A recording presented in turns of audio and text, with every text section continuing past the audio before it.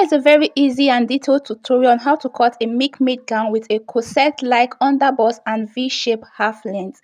I recreated this dress from this ready-to-wear look, and yes, you can style this dress in two ways, either on your shoulder or as off shoulder. So quickly come with me as I take you through the detailed process of making this dress. Greetings and welcome to my YouTube channel. Take your drafting paper and you're going to draw up a startup line of 0.5 inch. This is to guide your measurement, and all of your measurement is expected to start on this line. I'll place my tape on my desired neck depth, which is 7, mark out my bust points, my under bust, my half length, and I'm going to be adding 4 inches to the front part for the V-shape effect. To connect my line straight up, I'll remark what I mark at the side at the corner. I'm going to go ahead to connect the 2 points together to get a straight line. So I'll go ahead to indicate the bust point, the under bust, the half length, and the V-shape effect of 4 inches. Now, to get your armhole depth, you are going to place your tape on your desired neck depth, and for me, I am using 7, so I'll place it on my startup line like so. And I'm going to be marking my armhole depth, and for me, when I'm making a dress with shoulder, I use my shoulder measurement divided by 2 for my armhole depth. So placing my tape on my neck depth, I'll just mark out my normal armhole depth of 8 inches like so. So this point is going to be our armhole depth. I'll go ahead to measure my bust measurement divided by 4. I'm going to be marking it at the top part as well. After marking it, you go ahead to connect the 2 points together. Now on the under bust point, you are going to measure your bust measurement divided by 4. Just measure it there. I would explain better later, and you connect it straight up. On that same under bust now, you go ahead to measure your real under bust measurement divided by 4, and you just tie it on the line like so. So next, you are going to go to the half length and measure your waist measurement divided by 4, and you are going to connect it like so and connect with a slanted line to the center to the 4-inch mark like this. Before we cut this out, I'm going to go to the neck part, and I'm going to be marking out my desired neck width, and for me, I am using 5 inches. I'm going to be connecting this to the marked out armhole depth like so. I hope you understand.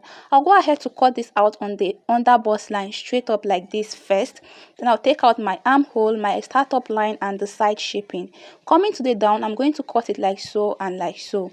So you can see that on the under bust, we have our real under bust and our extended under bust. While we are sewing, I'll explain better on how you can attach these two pieces together. So we go ahead to draft out the back part. So first, I'll draw up my startup line of 0.5 inches, place my tape on my startup point, which is my desired neck depth, which is 7 inches.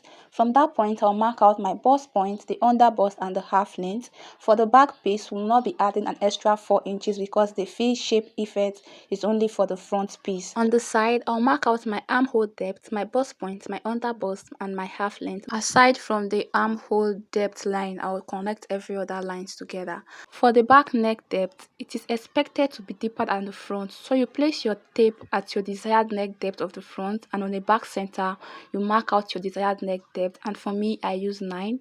I'll go ahead to mark the neck width, and for the back I use 5.5 because the back neck width and neck depth is expected to be wider and deeper. I'm going to go ahead to measure my bust measurement divided by 4, mark it at the top part, and I'm going to connect it straight up. Now I'll go ahead to measure my armhole depth again and reconnect the point to my neck width like this. I'll go ahead to indicate the bust point, the under bust, and the half length. I'll measure my waist measurement divided by 4, and I'll add 1 inch as that intake. My bust measurement divided by 4 and 1 inch as that intake. Now connect these 2 points together.